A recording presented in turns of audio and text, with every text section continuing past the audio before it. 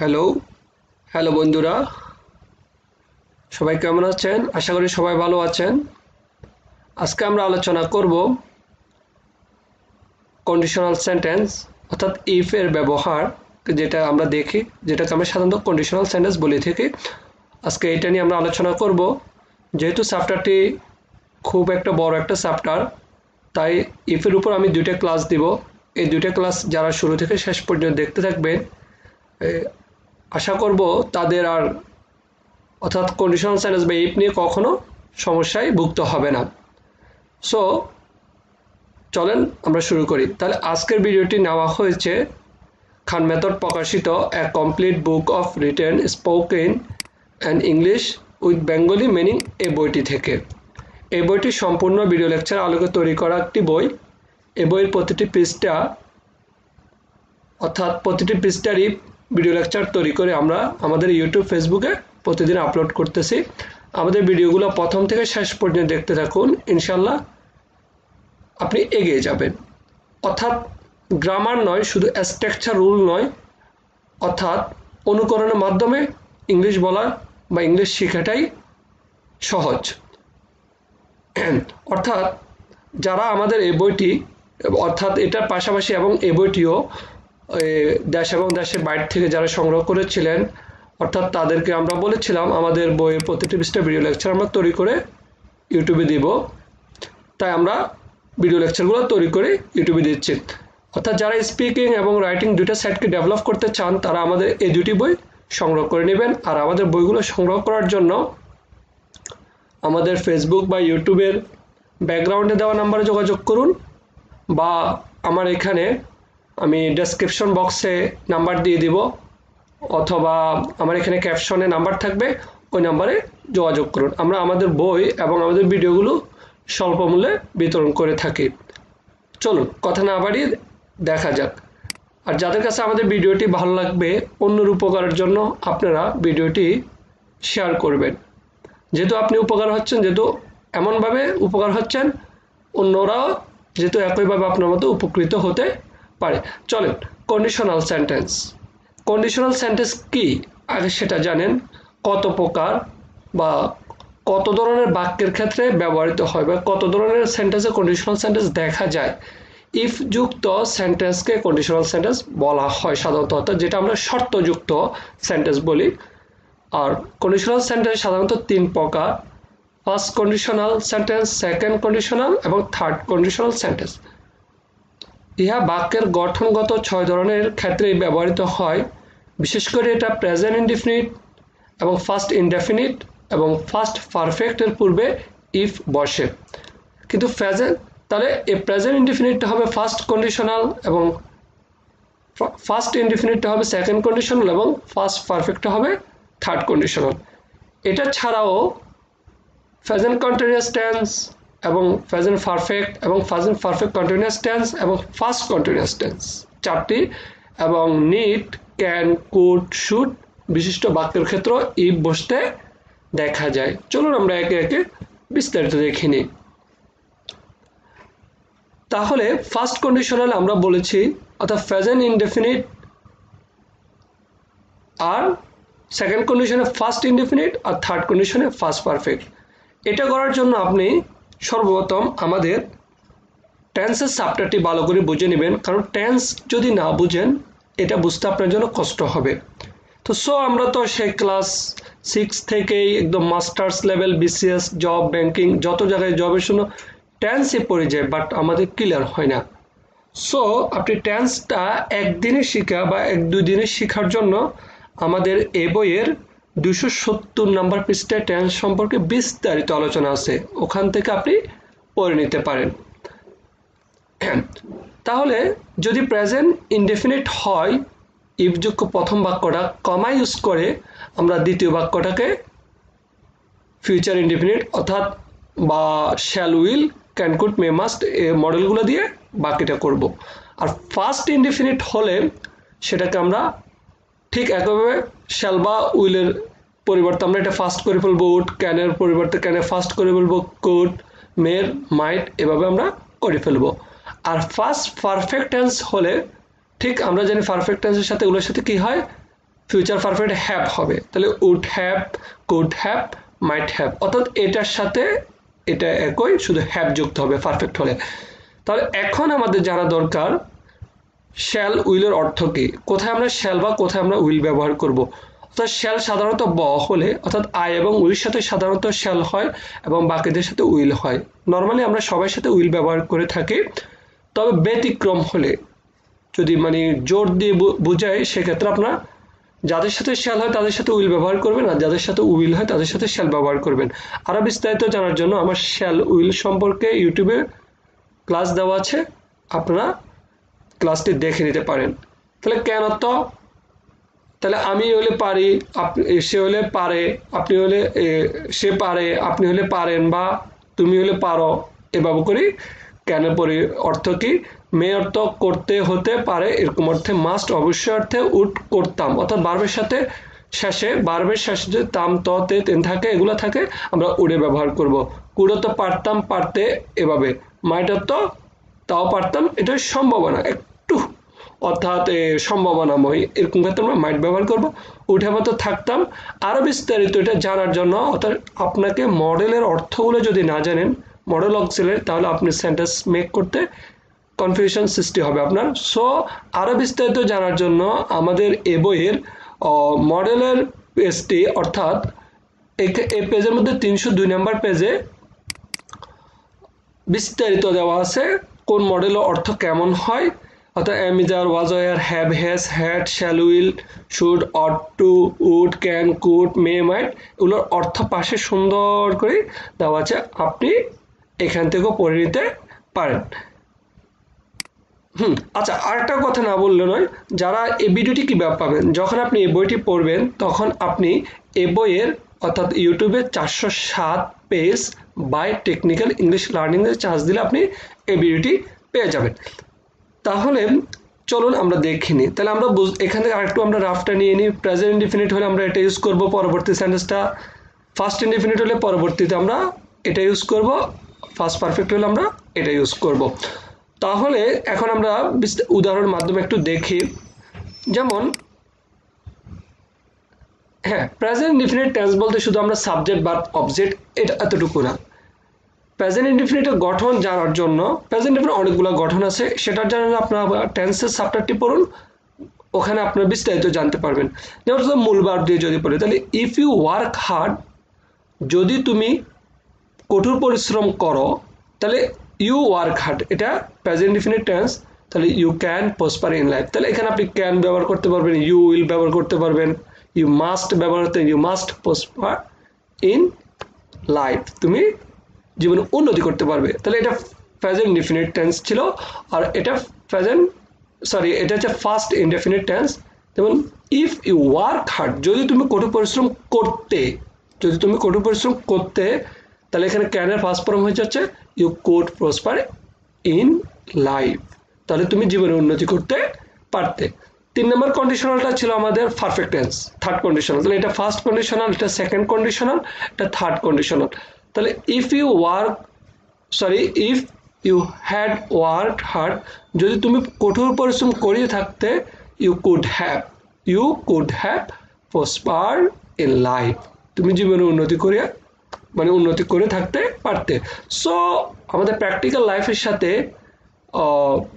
First এবং second এই দুইটা সেন্টেন্স, অর্থাৎ ফার্স্ট কন্ডিশনাল এবং সেকেন্ড কন্ডিশনালটা একটু বেশি ইউজ হয়, থার্ড কন্ডিশনালটা তেমন একটা ইউজ হয় না বা কম ইউজ হয়, এরকম কিছু। তাহলে এখন আমরা দেখব অ্যাডজেক্টিভ হলে কেমন হয়। তাহলে ইফ ইউ আর হ্যাপি, যদি তুমি সুখী হও, ইউ আর হ্যাপি, এটা কিন্তু প্রেজেন্ট ইনডিফিনিটের গঠনে আছে, কারণ আর এর পরে এটা কি আছে, হ্যাপি, এটা হচ্ছে যে অ্যাডজেক্টিভ অফ কোয়ালিটি, যে সকল অ্যাডজেক্টিভ দ্বারা দোষ গুণ বোঝায় সেগুলো হচ্ছে adjective of quality. Adjective of quality বোঝার জন্য বা চেনার জন্য আপনারা আমাদের এই বইয়ের 59 নাম্বার পৃষ্ঠায় বিস্তারিত বর্ণনা করা আছে, আপনারা ওখান থেকে পড়ে নিতে পারেন। তাহলে you can make other happy, you can make, তুমি করতে পারবে আদার হ্যাপি, তুমি যদি সুখী তাহলে তুমি অন্যদেরকে সুখী করতে পারবে। তাহলে ইফ ইউ আর হ্যাপি, যদি তুমি সুখী হতে, you could make other happy, তাহলে তুমি অন্যদেরকে সুখী করতে পারতে। Third conditional you had, if you had been happy, যদি তুমি সুখী হয়ে থাকতে, you could have made other happy, তুমি অপরকে সুখী করিয়ে থাকতে পারতে। তাহলে মেন ভার্ব জানার জন্য আপনি আমাদের এই বইয়ের অর্থাৎ 256 নম্বর পৃষ্ঠায় অনেকগুলো মেন ভার্ব দেওয়া আছে, ওখান থেকে পড়ে নিতে পারেন। আর অ্যাডজেক্টিভের জন্য আমাদের এই বইয়ের 59 নম্বর পৃষ্ঠায় বিস্তারিত জানা আছে, আপনারা পড়ে নিতে পারেন, বা পেজ নাম্বারগুলো আপনারা এখন নোট করে রাখতে পারেন, পরে আপনারা এগুলো বিস্তারিত দেখে নিতে পারবেন। এরপর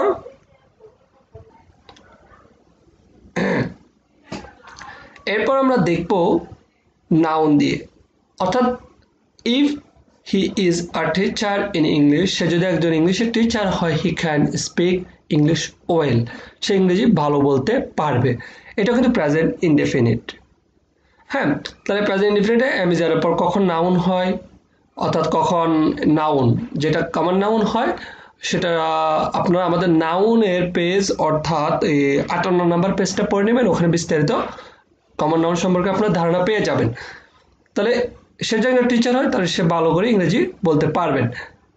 if you were a teacher in English, তাহলে আপনি যদি একজন ইংলিশ টিচার হতেন, তাহলে you could speak English well, আপনি ভালো করে ইংরেজি বলতে পারতেন।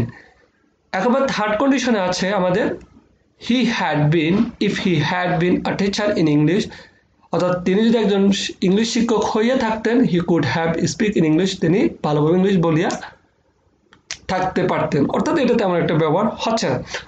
এরপর আমরা দেখব হ্যাভ হ্যাজ, এরপর আমরা দেখব এখান থেকে হ্যাভ হ্যাজ, অর্থাৎ হ্যাভ হ্যাজের সাথে কিভাবে আমরা কন্ডিশনাল সেন্টেন্স যুক্ত করব।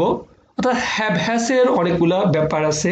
হ্যাভ হ্যাজ কখনো মেইন ভার্ব, কখনো আছে অর্থে, কখনো মডেল অক্সিলারি, কখনো কাজেটিভ হিসেবে হ্যাভ হ্যাজ ব্যবহৃত হয়। এটা সম্পর্কে আমার ইউটিউবেও কিছু ভিডিও দেওয়া আছে, আপনারা ওখান থেকে দেখে নিতে পারেন হ্যাভ হ্যাজ সম্পর্কে, বা আরো বিস্তারিত জানার জন্য হ্যাভ হ্যাজ সম্পর্কে আমাদের এই বইয়ের 314 নম্বর পেজতে 314 নম্বর পেজ থেকে কয়েকটা পেজই বিস্তারিত বর্ণনা আছে, ওগুলো পড়ে নিতে পারেন। 314 নম্বর পেজ।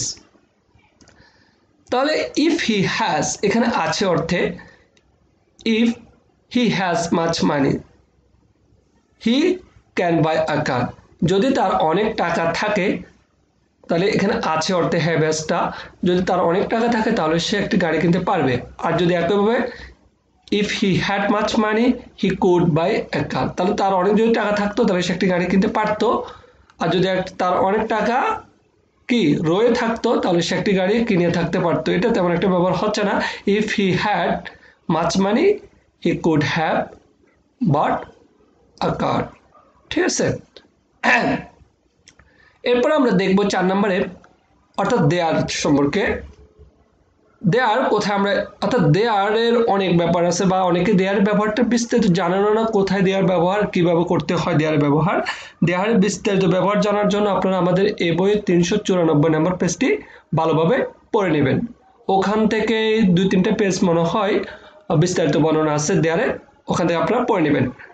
তাহলে if there is a car in your house, যদি তোমার বাড়িতে একটি গাড়ি থাকে, যদি তোমাদের বাড়িতে একটি গাড়ি থাকে, ইউ ক্যান ড্রাইভ ইট, তাহলে তুমি গাড়িটি চালাতে পারবে। একইভাবে দেয়ার ওয়াজ হলে যদি তোমাদের বাড়ি থেকে গাড়ি থাকতো, তুমি এটি চালাতে পারতে, ইউ কুড ড্রাইভ ইট।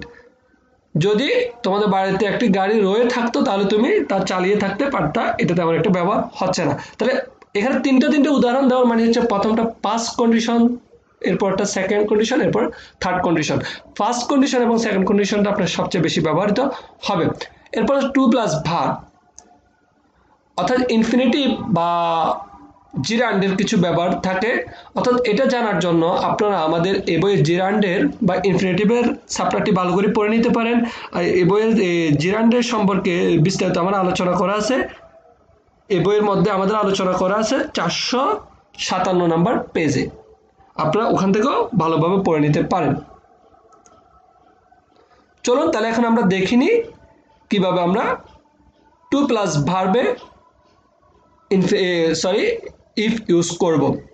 তাহলে ইফ ওয়াকিং বা to walk in the morning is good for health, I must walk in the morning, যদি সকালবেলা হাঁটা স্বাস্থ্যের জন্য ভালো হয় তাহলে আমি অবশ্যই হাঁটবো। একইভাবে এটা হবে যে কি, তাহলে এটা হচ্ছে if to walk in the morning is, এটা ইজটা ওয়াজ হয়ে যাবে, অর্থাৎ ফার্স্ট টেন্সে চলে যাবে। যদি ভালো হতো তাহলে আমি প্রতিদিনই হাঁটতাম। আর এটা হচ্ছে কি, যদি স্বাস্থ্যের জন্য ভালো হয়ে থাকতো তাহলে আমি প্রতি সকালে হাঁটিয়ে থাকতাম। এরপরে আমরা দেখব কোথাও কোথাও থাকা অর্থে। আমরা অবশ্য বলি না, আমি যদি এখানে থাকি তাহলে আমি কাজটি করব, বা আমি এখানে থাকি আমি তাকে বলে দিব, সমস্যা নেই আমি তাকে বলে দিব। অত কোথায় থাকা অর্থে, তাহলে ইফ আই এম হিয়ার, বা আমি যদি সেখানে থাকি if I am there I will do the work. আর যদি থাকতাম if I was here I would do the work. আপনাকে মনে রাখতে হবে, ভালো করে আপনাকে যে জিনিসটা মাথায় রাখতে হবে সেটা হচ্ছে যে এই অর্থাৎ এই প্রসারটা আপনাকে ভালো করে মাথায় রাখতে হবে। প্রেজেন্ট ইনডিফিনিট হলে এই গঠনই হবে, ফার্স্ট ইনডিফিনিট হলে এই গঠনই হবে, ফার্স্ট পারফেক্ট হলে এই গঠন। এখানে তিনটা গঠনের জন্য আমি প্রত্যেকটাতে তিনটা করে আমরা উদাহরণ রেখেছি। তাহলে এরপর ইফ হ্যাড বিন হেয়ার, আমি যদি এখানে রয়ে থাকতাম I would have done the work, আমি কাজটি করে থাকতাম। এরপর কারোর সাথে থাকা অর্থে এখানে দুইটাই হবে, অর্থাৎ থার্ড কন্ডিশন তেমন হবে না। তাহলে if you are with us, বা if you are with me, যদি তুমি আমার সাথে থাকো তাহলে কি আই উইল হেল্প, আমি তোমাকে সাহায্য করব। তো তুমি আমাদের সাথে থাকো আমরা তোমাদেরকে সাহায্য করব বা তোমাকে সাহায্য করব।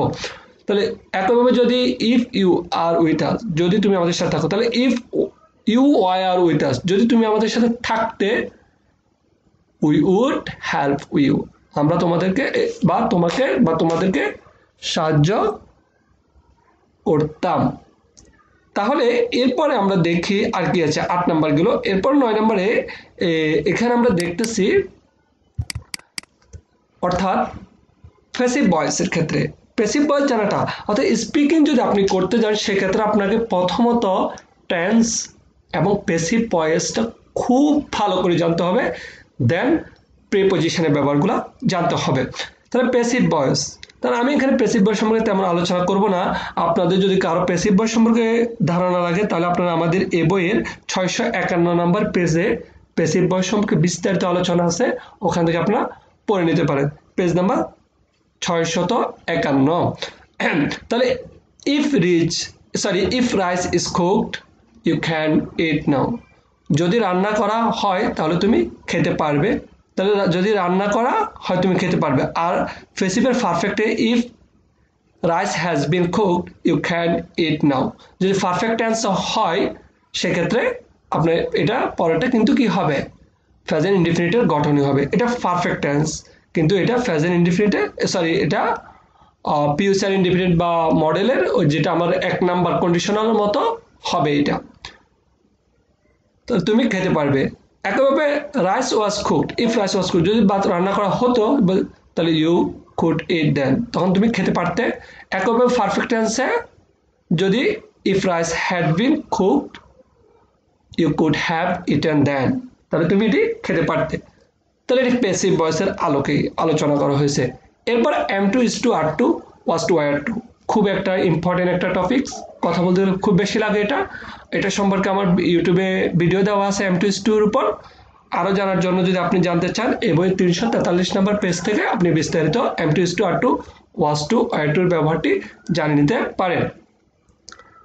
তাহলে M2 মানে আপনি চাচ্ছেন না আপনার করতে হয়, আর was to মানে করতে হয়েছিল এরকম আর কি। হ্যাঁ, তাহলে I am to go there, I shall go, যদি আমাকে সেখানে যেতে হয় আমি যাব।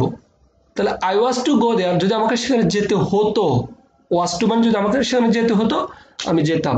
অর্থাৎ একইভাবে I এর সাথে am, he এর সাথে is, তাহলে if he is to do the work, যদি তাকে কাজটি করতে হতো, যদি তাকে কাজটি করতে হয় he will do, সে কাজটি করবে। আর if he was to do the work, যদি তাকে কাজটি করতে হতো he could do, সে কাজটি করতো।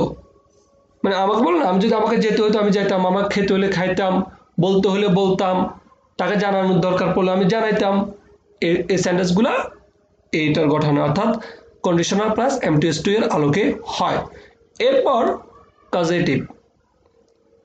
কজেটিভ সম্পর্কে বিস্তারিত জানার জন্য আপনারা আমাদের এই বইয়ের 345 নাম্বার পেজটি ভালো করে পড়ে নেবেন। ওখানে পজিটিভ সম্পর্কে খুব ভালোভাবে আপনি আইডিয়া পাবেন, যেটা আপনার স্পিকিং বা অফিসিয়াল ল্যাঙ্গুয়েজ বা অফিসিয়াল যে মেলগুলো হয় আমাদের বাংলাদেশের সাথে বিদেশের, যে মেলগুলো লেখার সময় আপনাকে খুব বেশি হেল্প করবে এই পজিটিভের চ্যাপ্টারটা।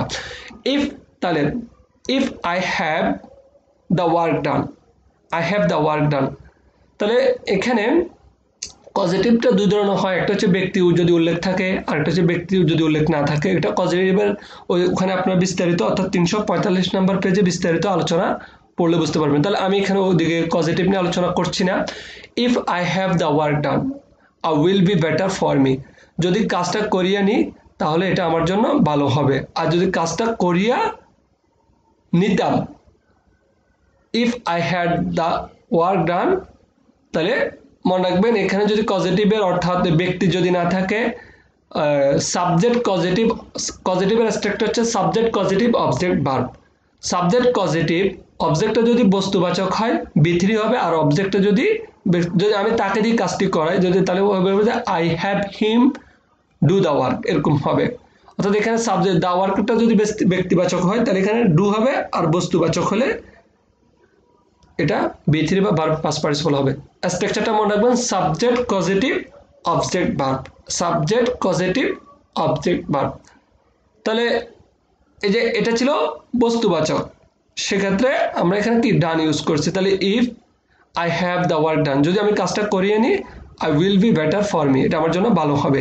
এখন নিচে একইভাবে 3 নম্বরে দেখেন, if I have him do the work, if I have হিম, এই দ্য ওয়ার্কের জায়গায় হিম ব্যক্তিবাচক, ব্যক্তিবাচকের এখানে অর্থাৎ ভার্বের বেস ফর্ম বা ভার্বের বি1 বসবে, আর বস্তুবাচকের ভার্বের বি3 বা ভার্ব ফার্স্ট পার্টিসিপল ফর্ম বসবে। তাহলে if I have him do the work it will be better for me, যদি বা আমি যদি তাকে দিয়ে কাজটি করাই তাহলে আমার জন্য ভালো হবে। একইভাবে আমি যদি তাকে দিয়ে কাজটি করাইতাম আমার জন্য ভালো হতো। পজিটিভের থেকে এখানে বিস্তারিত বুঝে নিতে পারবেন। এরপর আমরা দেখব ইফ এর পরে সাবজেক্ট দিয়ে ওয়ার, অর্থাৎ সেটা চাই থার্ড পারসন সিঙ্গুলার প্লুরাল যাই হোক, ওয়ার দিয়ে আমরা নাউন প্রনাউন অ্যাডজেক্টিভ কোথায় ইউজ করতে পারি। অর্থাৎ যখন আমরা এখানে ইফ দিয়ে সাবজেক্ট ওয়ার দিব, নাউন প্রনাউন অ্যাডজেক্টিভ, এরপরে শর্তটা হবে সেকেন্ড কন্ডিশনাল অনুযায়ী, ওই জন্য আমরা এখানে গেছি ফার্স্ট কন্ডিশনাল। অর্থাৎ এখানে সেকেন্ড যে কন্ডিশনালটা ছিল ফার্স্ট ইনডেফিনিটের, ওটা অনুযায়ী চেঞ্জ হবে।